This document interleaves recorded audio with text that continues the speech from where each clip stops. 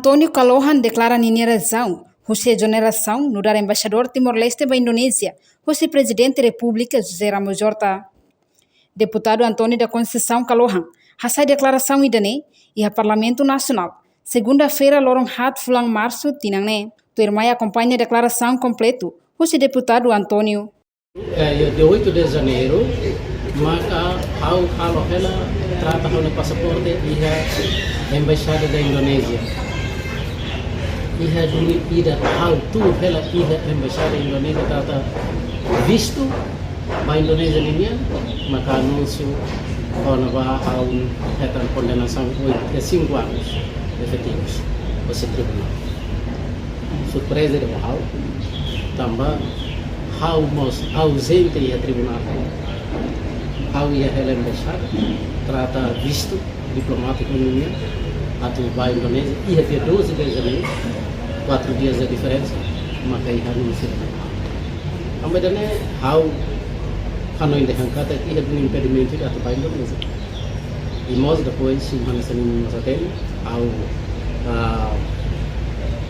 russo presidente da República do Halo exoneração bahau dia 12 de fevereiro 11 horas hal asurman o senhor presidente maka hal russo o senhor presidente do Halo exoneração bahau tambah iha embaixador empossado ou ia paling embaixador candidato e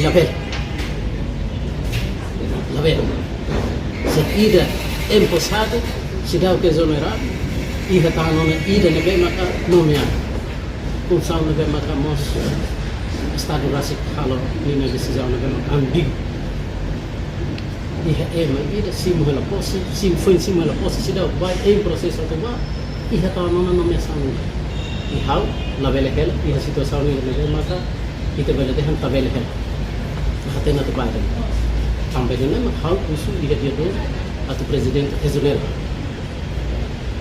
tanpa label ele embaixador partai ida impossível.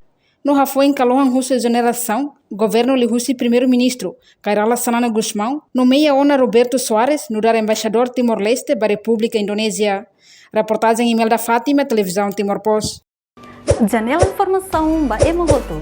Atua tem informação atual dia Clio, kita haluha, haneham botão subscribe, like, halo comentário no fahe tutang ba media sosial hoto.